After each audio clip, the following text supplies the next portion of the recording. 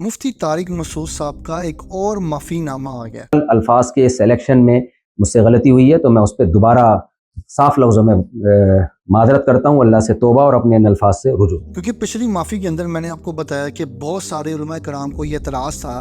انہوں نے معافی کچھ اس طرح مانگی ہے کہ جیسے یہ احسان کر رہے ہوں، لیکن اب جو انہوں نے معافی مانگی ہے وہ معافی بھی ہم آپ کو سنوائیں گے۔ لیکن اس معافی مانگنے پر مجبور کس نے کیا ہے؟ یہ معافی مانگنے پر مجبور کیا ان کو ان کے اکابر نے، جن میں مفتی تقی عثمانی صاحب کا بھی جو نام ہے وہ لیا جا رہا ہے، اور بھی بہت سارے علماء کا نام لیا جا رہا ہے، کیونکہ اس ویڈیو کو ریکارڈ کرانے کے تقریباً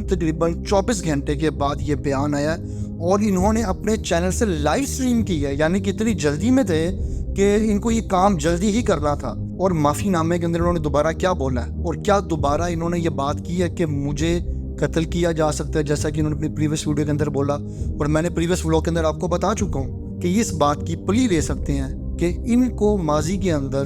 تحریک لبیک پاکستان کی طرف سے ہراس کیا گیا۔ تو بہرحال یہ ساری ڈیٹیل میں آپ کے سامنے رکھنے والا ہوں، ولاگ بڑا امپورٹنٹ ہونے والا ہے۔ السلام علیکم ناظرین، میں ہوں جبرار خان اور آپ دیکھ رہے ہیں پاکستان کی آواز یوٹیوب چینل۔ مفتی طارق مسعود صاحب نے بہرحال اپنے کینیڈا کے اندر جو انہوں نے لاسٹ ٹائم بیان کیا تھا حضرت محمد مصطفیٰ صلی اللہ علیہ وآلہ وسلم کی شان اقدس میں اور قرآن پاک کی جو گستاخیاں کی، اس کے اوپر انہوں نے پہلا معافی نامہ جاری کیا، جو کہ آپ بارہا سن چکے ہیں۔ اس معافی نامے کے بعد ان کے اپنے ہی کچھ بڑوں نے، جن کے بارے میں آپ کو پریویس بتا چکا ہوں، انہوں نے کہا کہ یہ معافی نامہ نہیں ہوتا کہ آپ غلطی کرو اور بعد میں جا کے آپ کو کہ جن کو میری بات سے تکلیف ہوئی ہے میں اس بات سے معذرت کرتا ہوں، یہ مسئلہ دین کا ہے، یہ معافی اللہ سے مانگنی ہوگی۔ تو بہرحال انہوں نے اپنے بڑوں کی بات کو مان میں رکھتے ہوئے، جن میں مفتی تقی عثمانی صاحب کا نام لیا جا رہا ہے کہ ان کو، اور بھی کچھ علماء کا نام لیا جا رہا ہے، اور یہ ساری ڈسکشنز چل رہی ہیں بیک دا سٹیج کہ مفتی طارق مسعود صاحب جو ہیں وہ معافی مانگ رہے ہیں اپنے بڑے مفتی تقی عثمانی صاحب کے کہنے پہ۔ تو بہرحال انہوں نے اپنا معافی نامہ جو انہوں نے ابھی ویڈیو ریکارڈ کروائی، وہ ویڈیو پہلے آپ سنیں۔ مجھ سے اس ٹاپک کو بیان کرنے میں نیت اگرچہ میری ٹھیک تھی، لیکن اس ٹاپک کو بیان کرنے میں الفاظ کی سلیکشن میں بے احتیاطی ہوئی ہے، تو میں اپنے ان الفاظ سے رجوع کرتا ہوں۔ مجھ سے بے احتیاطی ہوئی ہے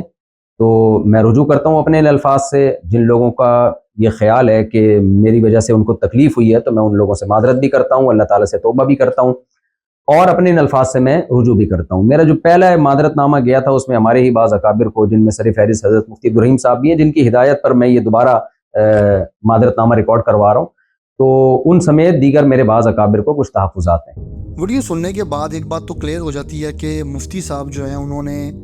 اس بار اس طرح کا کوئی ذکر نہیں کیا کہ میری جان کو خطرہ ہے، یہ اس طرح کا کچھ۔ البتہ انہوں نے ایک جملہ ضرور بولا کہ اگر یہ سب کرتے ہوئے، یعنی فار ایگزامپل ناموس رسالت کے لیے اگر میری جان بھی چلی جاتی ہے تو میرے لیے وہ بڑی عظمت کی بات ہوگی، لیکن البتہ آپ اس جملے کو ذرا سنیں۔ میں اپنے لیے بہت بڑی سعادت سمجھتا ہوں کہ نبی صلی اللہ علیہ وسلم کے ناموس پر اگر میری موت واقع ہو جائے۔ بہرحال الفاظ کے سلیکشن میں مجھ سے غلطی ہوئی ہے۔ اس جملے کو سننے کے بعد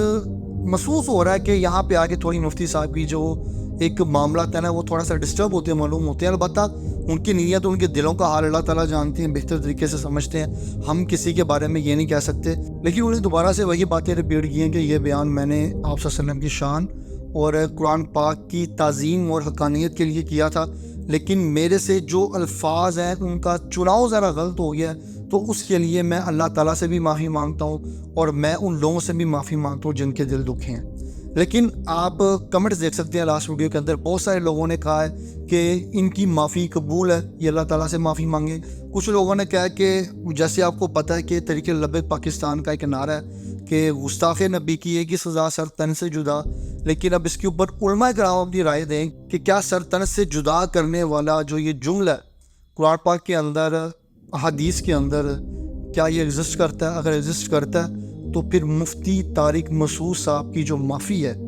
کیا ان کے اپنے اکابر اس کو قبول کریں گے، یا دوبارہ سے یہ ایک بہت بڑا مسئلہ بننے والا ہے؟ آپ نے بھی رائے کا سار کمنٹ باکس میں کرنا ہے۔ ویڈیو پسند آئی تو سر لائک کریں، شیئر کریں، اپنا خیال رکھیے گا۔ اللہ حافظ۔